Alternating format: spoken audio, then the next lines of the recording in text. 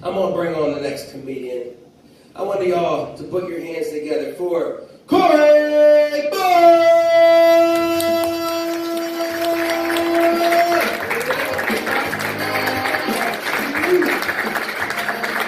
right. Look, new faces in the same places. Good to go. Now, some of you might know this already, but I don't think everybody does, because I can already see the question marks popping up.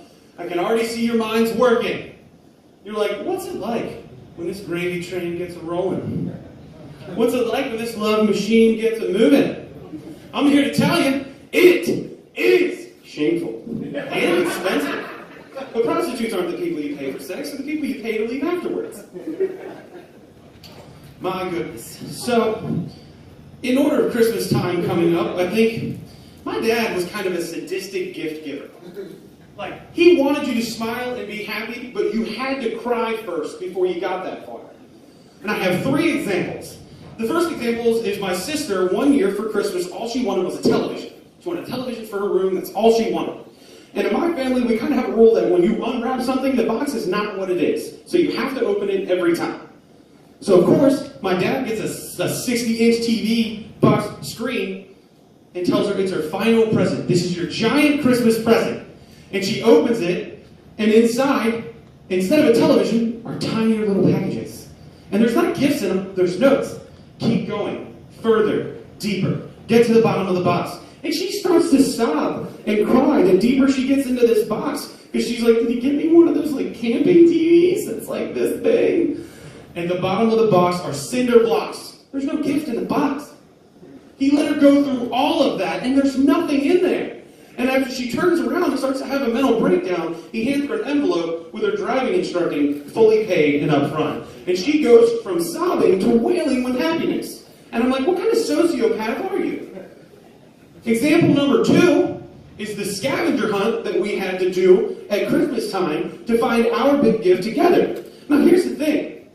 It's December. It's cold. I'm a chubby little 8th grader with little sausage legs and asthma. And part of this was to go outside and run through 3 neighbors' yards before we got to an empty circle where a pool used to be. Like, you bought us the pool that the neighbor tore down. We already swam in their pool. We didn't even have to ask them to go swim in their pool. You just moved the pool 30 yards. And we started to cry. And finally, my own personal story. When the Nintendo 64 came out, it was the most important thing in the world to guys my age. You could not have it. Mario Kart, Donkey Kong Racing, all these things were important. GoldenEye. You had to have it. My birthday's Christmas Eve. A week or 2 in advance, my family comes to me and says, we can't afford it. We can't afford it. It's too expensive. We can't afford it. And they know I go on a quest to gather every dollar from every family member who owed me a gift that Christmas so that I could hand them the money. And I give them like, I don't know how much it was. I gave them over $100. And this sadistic piece of shit comes to me at midnight on Christmas Eve when Santa's supposed to be there, comes into my room while I'm already tucked into bed, leans down and quietly and softly breaks my heart like the end of Titanic, and is just like, I'm sorry, we couldn't afford it, here's your money back. Like, we just couldn't do it. He left the room and I was sobbing like loudly. It wasn't just like, it was like, why? It was all that I wanted and you didn't give it to me. Like, why are you doing this? That son of a bitch waited 12 hours. 12 hours and 16 presents, including opening a stocking for that moment. And I swear to God, it was like the most happy look on his face because when it wasn't in the collection of presents around the tree. He had to go somewhere else, open a door, pour it out, or pull it out last, and then put it in front of me. And by that point, like, it's over for me. I'm already done. I'm just like, this is bullshit. Y'all can't shop for shit. Fuck Santa Claus. Like, this whole thing is rigged, and I hate it all. And then you slide open that box, and it's like sweet bliss. It's like God himself shined a light down on you when you get the present you want. I don't know what your presents were. Mine was an N64. I'm sure Nick Tides was probably a bottle of gin somewhere. Tate's was probably a fleshlight. I'm not sure what these people are. But, how many ladies do I have in the house here tonight? Make a little bit of noise, ladies. Just the ladies.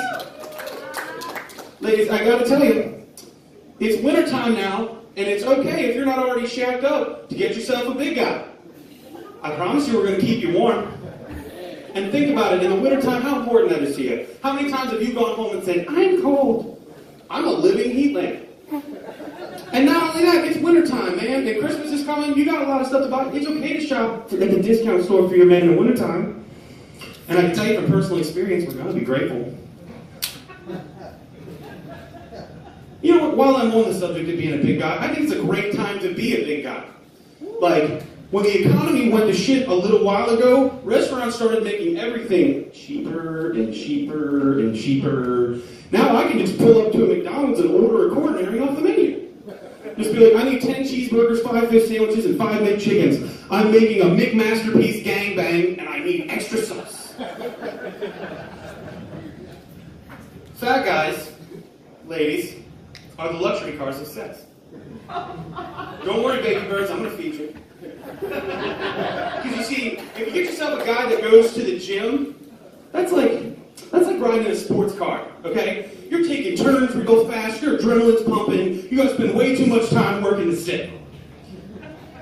You get yourself a bad boy, that's like driving a motorcycle. You can go, you're free and clear to do whatever you want, but when something goes wrong, it's gonna go really wrong, and someone's gonna leave with a rash.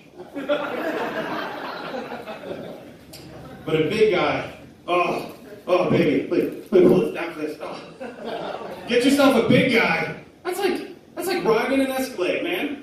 That's like driving you a town car. I got features other guys don't have. I got heated seats. I got extra big shock absorbers. Shit, if I slap the belly in the middle of it, we got cruise control. And it's not just for pleasure, it's for safety too. I have a big seatbelt. I'm serious, man. Put a leg on each shoulder and you slide it through the middle. And now I don't even gotta touch it. Real rhythm, by the way. I can't get winded until the game's over. Oh my goodness. So a while back, Donald Trump talked about making a space force, and I'm awaiting the day. It's important to me. Because, like, could you even imagine every Star Wars, Star Trek, sci-fi, like, every person in those genres or that loves those genres now has a brand new job class? Because there's not going to be, like, military training, like running and jumping over walls for space stuff. No. It's going to be a bunch of nerds with drones. But not me. No, I'm your Top Gun. I'm your Maverick. I'm your Ace. I want my own spaceship, and I want it to be shaped like a giant dick. The cockpit's going to be in the balls. That's where I'm going to be. And lasers? No. Missiles? Not for me. I want a big adhesive liquid with explosives in it that I fire at other ships. And right before it lands, right before impact over the intercom, all they can hear is, miracle! Because I like to come in style. So, let's see here. Jake Davis in the house tonight? You somewhere? Raise your hand, Jake. Jake Davis taught me that there is a huge difference between being an accomplished binge drinker and a professional adult. I thought I had talent because if somebody said, chug that, I could put anything down. Jake Davis taught me in a hotel bar 4 hours from my house that real drinking means ending your sentences with beers for periods. Now that means that everything you've heard so far, beer, and everything I'm about to say, beer, leads you to a place, beer, where you can't think or talk anymore. And Jake can still go on for 5 more rounds. I literally had to leave because I feared for my life. He didn't make me, the bartender didn't seem to care, but I was just like, me and gravity aren't friends on a normal day. And it's going to take just one of those little parking lot dividers for me to get like an asphalt tattoo.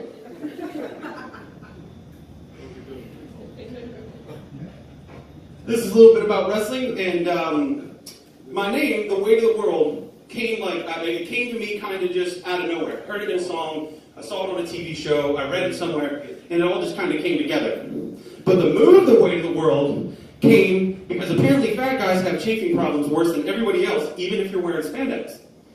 I bought a new singlet, thought I was going to look great. I'm like, I got colors, I got designs, this is going to be amazing.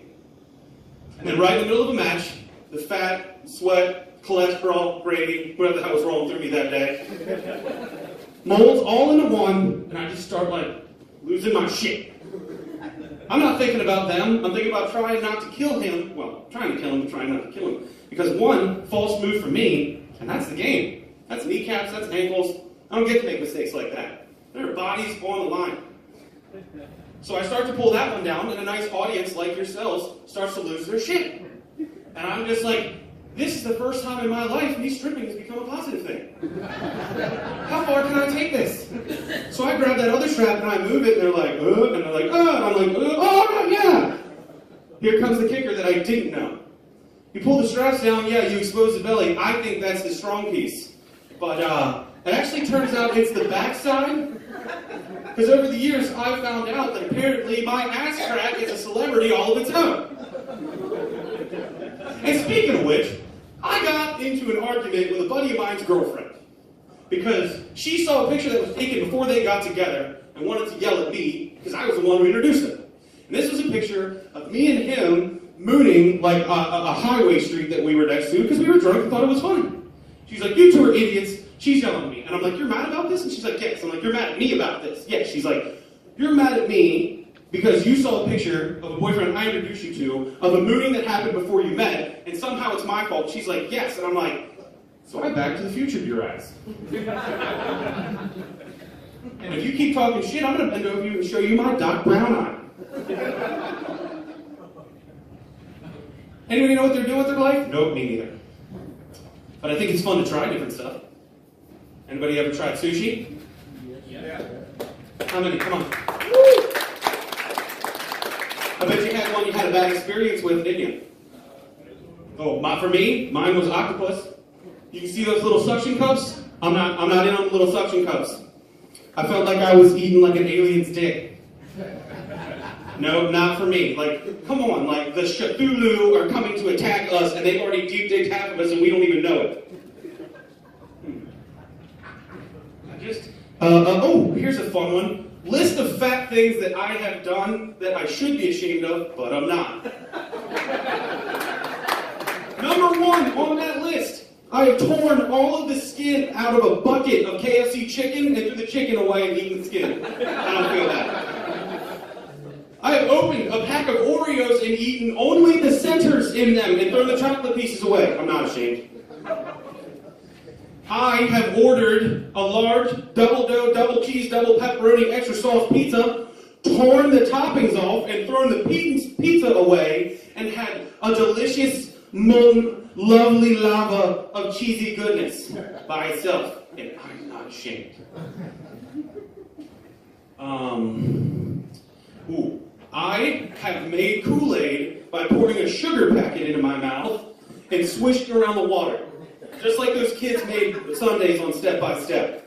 Put it all in, swish it around, swallow. Come on, some of you know what I'm talking about. It's really interesting because you want to try to believe in stuff, and it's hard.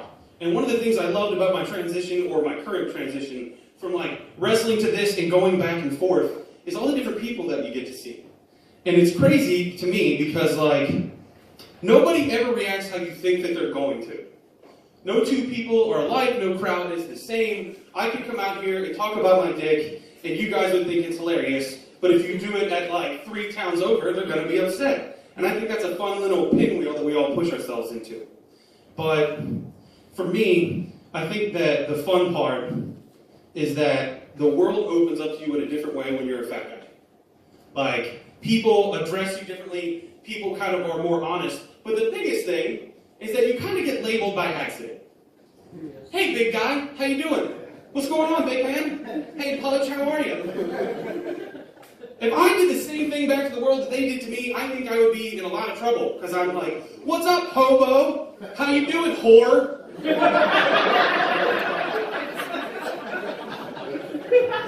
No, it's okay. It's okay. The point is that it's not nice to label people, and I'm trying to teach you something. I have a friend that some of us have here. His name is Shorty Smalls. Shorty Smalls is infamous for sack tapping 90% of the world that comes around him. Now, I don't don't know, Jake, you knew him for a while. I don't know if this was something you experienced, but I think because you're on similar levels, you probably got past it. He's like 85 now, so if you have like a 20 or 30 year gap like most of us, he's trying to give you testicular torsion. He's passed out nut shots like he's a Pets dispenser and you need some sugar. But I think the worst one that ever happened to me. We were in a battle royal. I can see his grim, tiny, scrunched up, angry little face. I'm sitting in a corner and there's not enough time to move or go anywhere. And he stalks up to this corner and I think he's going to kick me in the face, the chest, like I know something bad's going to happen. I close my eyes, I turn my head, and the next sensation I have is one of my testicles entering my body and the other one underneath of his foot. Now the problem is, it's not just like pick and go. He kicked in, stepped down, pulled his foot back out. That's what I felt too. It was a little worse though, because I thought that was it. I thought I had just lost a nut. I thought I was down to one, and I sounded like it. Oh my God, he broke it! He broke my ball! Like I had two, and one's gone now. He broke it. Are my kids gonna be retarded now? Like what happens here? Can they fix the other one? Like, oh my God, is the defect in me now? I think he got his comeuppance on that though, because something else he did leaded him to think that he could continue a pattern like this. Another wrestler by the name of Brandon Scott had his birthday on one of the house shows that happened at the school that we started at. And Shorty Smalls thinks it's a good idea in the middle of this battle royal to pants him in front of everyone. So in the corner, I think he was like 18, it was like his brand new manhood thing, in front of a live crowd, he walks over to him and goes, "Yannick, dick out, everybody." His already white face turns even whiter, and he runs out of the ring. Now, what this leads into is another individual named Anthony Adam, who's here right now. Shorty Smalls tried this tactic again. Difference is, Mr. Adam is a little bit better equipped. So what ultimately ended up happening in the middle of his sheets at the 10:30 at night rush on a Saturday after a wrestling road trip, Shorty Smalls walks up to him with a line of people here, thinking it's going to be great, thinking he's masterfully planned this. He yanks the gym shorts down, the elastic on the end of the gym shorts catches the head of his dick and causes like a gonzo flop that hits Shorty Smalls right in the face for the live audience. And when I tell you, the tears left my face in a stream of victory for all of us. The man who trained me's name was John Rambo. And if you've met John Rambo, he's a very particular character with a very set of particular character traits. But the one I'd like to talk about today is on the day of the late Randy Savage's death. It was a sad day, and we were all kind of surprised. Apparently Randy Savage had a heart attack while he was driving and made him run into a wall. And we were at a pizza shop, 2 or 3 of us that knew each other gathered, and John worked with us. And one of the funniest things, and yet somehow like sad on the inside things he ever did, he walks into this store and he's like, "What the fuck are you guys watching?" Randy Savage just died, John, like he got into a car accident, and they don't think that he made it. And without a beat, and without a second thought, he looks at the screen, looks me in the eye and goes, "Snap into a coffin." Yeah, not as loud on that one, pulling back a little bit. It's dark, but it's still funny. And I feel bad because I laughed so hard that I sprained my knee when I hit the floor. I think maybe I need to bring this down a little bit. Maybe I need to start to talk about a cause that's near and dear to my heart. Something that some unwilling and unlucky individuals deal with in their lifetime, and it's sad. But I want to bring it down. I don't want to be peachy, but it's a cause that's near and dear to my heart. And it's adults who shit their pants in public. Don't laugh, it happened to me! It's not a joke. I mean, it is, but it's not. Now listen, I'm going to tell you the story for your own good, so you don't fall victim to the same things that I have. We'll begin this story at the end of a 4-hour road trip, where your GPS says 5 miles until your destination. And your colon says 3 miles until total destruction. You start sweating, you get that panic face, you start to get poo contractions. Ladies, I don't know if it's close, but I know I felt like it was. I felt like I was going to need a doctor or medical professional to help me complete this process. But instead, I'm looking for my first way out of this horrible situation. And through the trees, the first thing to pop its head up that would be of help to me is a Dollar General. Not a Walmart, not a Wawa, not a Sheetz, a Dollar General. The kind of place that has one bathroom. One. Not a set of stalls, a single sad room. Now I pull into this place thinking I'm in the promised land. I'm free. I've done what I needed to do, a quick poo, and I'm off to my to-do. But the problem is if you haven't noticed by now, I'm pretty gigantic. And the act of me kicking my legs out of my car and scrunching to get out of it puts me on the Hershey Squirt Express. And I'm here to tell you, it's only an exit. This also is not at 12 o'clock at night in the afternoon. There are families rolling around. I got Hurricane Katrina going on in my ass, and I'm staring at a 5-year-old trying not to let him know what's going on. So what happens next? You can't walk like a normal person. You got the goddamn Hoover Dam in your underwear, and you're trying not to make it touch nothing, so what do? You gotta crab walk that shit on inside. But you gotta stop at the doorway and look at the floral shit they're trying to shell out before the season's over, because if you do this the entire way to the bathroom, you're not fucking fooling anyone. And of course, that day, I had a multicultural manifesto of a line of people that I have to walk to the front of to ask for the key. Yes, the key! Because 24 people over a lifetime have shit on this place and stolen it. So now, you have to go to the front to get it.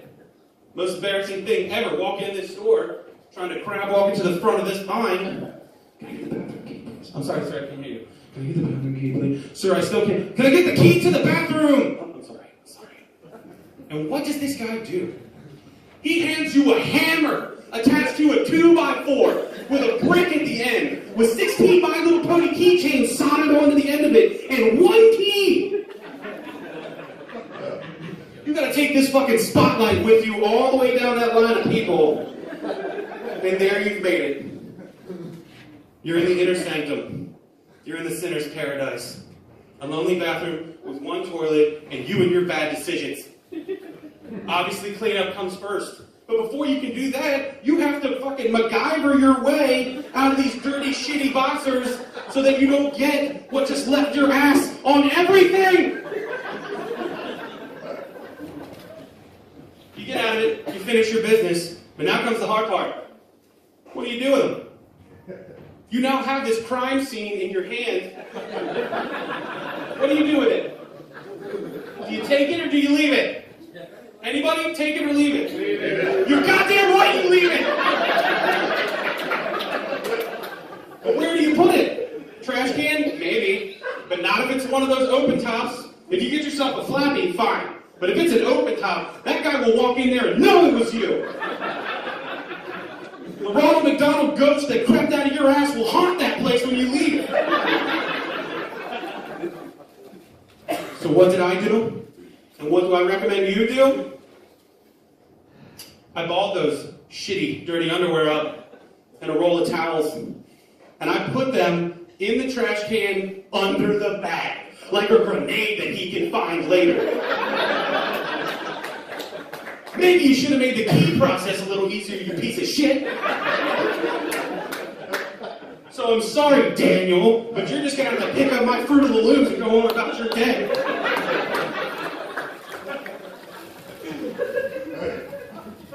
This is so much fun.